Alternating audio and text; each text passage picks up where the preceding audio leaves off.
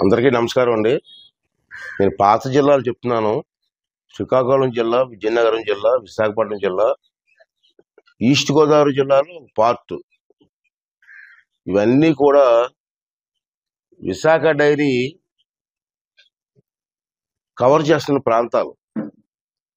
Visakha dairy స్థాపించిన దగ్గర నుంచి కూడా రైతులు పాలు సేకరణ చేసి డైరీకి పంపించి దాని ద్వారా ఆర్థికంగా ఆదుకోవాలనే ఉద్దేశంతో ఆ రోజుల్లో కొంతమంది పెద్దలు డైరీ పెట్టడం జరిగింది. ఇప్పుడు ఆ డైరీ రాను రాను కమర్షియల్ అయిపోయింది, అవినీతి పాలైపోయింది. ఈవేళ విశాఖ డైరీలో కొన్ని లక్షల మంది రైతులు పాలు పోస్తున్నారు. వాళ్ళ సంక్షేమం చూడకుండా వాళ్ళ సొంత సంక్షేమం కోసం ఇవాళ విశాఖ డైరీని రన్ చేస్తున్నారు. ఇవాళ చూశారు, ఈవేళ నేను విశాఖపట్నంలో ధర్నా జరిగింది, రైతుల ధర్నా. ఎక్కడ జరిగింది ఇది? విశాఖ డైరీ ముందు. ఎందుకు చేస్తున్నారు ధర్నా?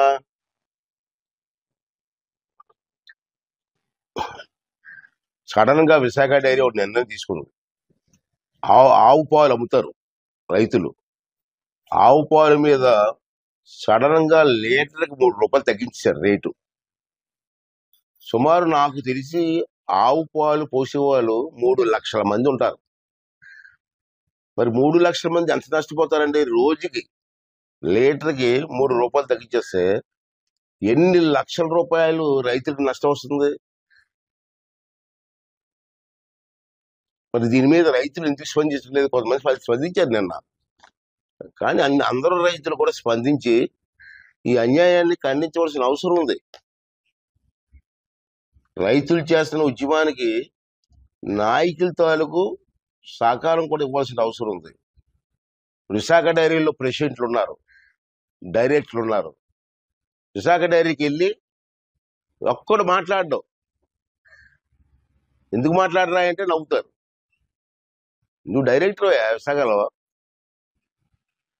గ్రామానికి పాలకేంద్రానికి ప్రెసిడెంట్లు ఉన్నారు ఇక్కడ. వీళ్ళు ఒక్కడు మాట్లాడడం.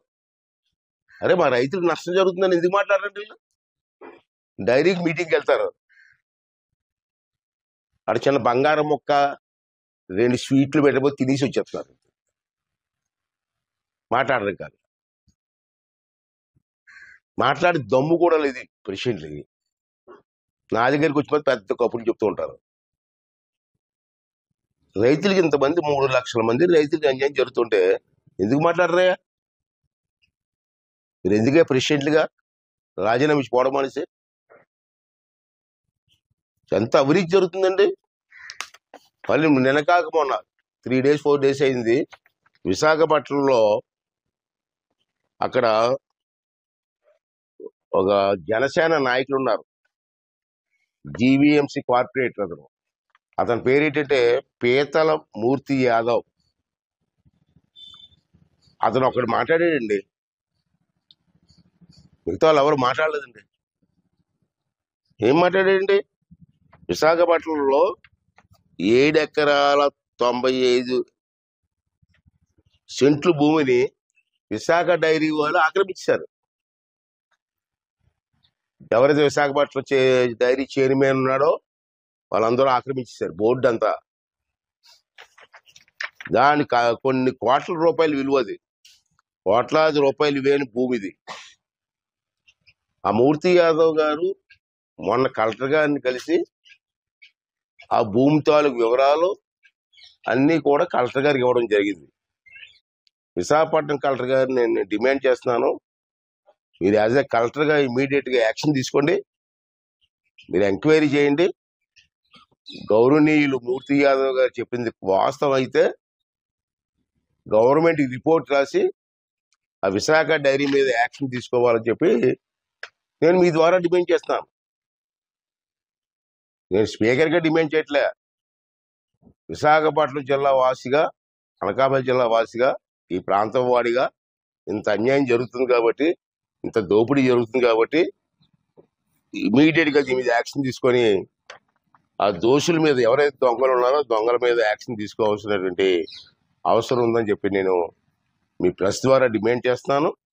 అంతేకాకుండా మంత్రి గారు ఉన్నారు, అచ్చెన్నాయుడు గారు, ఈ డిపార్ట్మెంట్ మంత్రి అచ్చెన్నాయుడు గారు పేపర్లో వచ్చాయి, చూడండి ఒకసారి, చూసి అది ఎంతవరకు వాస్తవం యాజ్ ఎ మంత్రిగా మీరు కూడా ఎంక్వైరీ చేయవలసిన బాధ్యత ఉంది. ఎందుకంటే ఒకరిద్దరు కాదు, నాకు తెలిసి 3 లక్షల మంది రైతులకు నష్టం జరుగుతుంది. అది మంత్రి గారు కూడా స్పందించి దీని మీద ఎంక్వైరీ చేసి ఆ యాజమాన్యం మీద నిజమైతే యాజమాన్యం మీద యాక్షన్ తీసుకోవాలని చెప్పి నేను డిమాండ్ చేస్తాను. అంచేత రైతులందరినీ నేను రిక్వెస్ట్ చేస్తాను, ఇది పురాతనమైన డైరీ, మంచి డైరీ, ఆ డైరీ స్వార్థపరులు కొంతమంది పాడు చేస్తున్నారు. మీ డైరీని మీరే కాపాడుకోవాల్సిన అవసరం ఉంది. అంచేత రైతులందరూ కూడా తిరుగుబాటు చెయ్యండి, జరుగుతున్న అన్యాయం మీద గొంతెత్తి మాట్లాడండి. లోకల్ గా జిల్లాలో ఉన్న నాయకులందరూ కూడా రైతులకు అండగా నిలబడండి, రైతులకు న్యాయం జరిగేలా చూడాలని చెప్పి ఆల్ పార్టీస్, ఈ పార్టీ ఆ పార్టీ కాదు, అన్ని పార్టీ నాయకులు కూడా రైతుల కోసం పోరాటం చేయవలసిన అవసరం ఉంది. ఈ దుర్మార్గాన్ని అరికట్టవలసిన అవసరం ఉందని చెప్పి మీ ద్వారా రైతాంగాన్ని, పాల రైతులందరూ కూడా విజ్ఞప్తి చేస్తారు.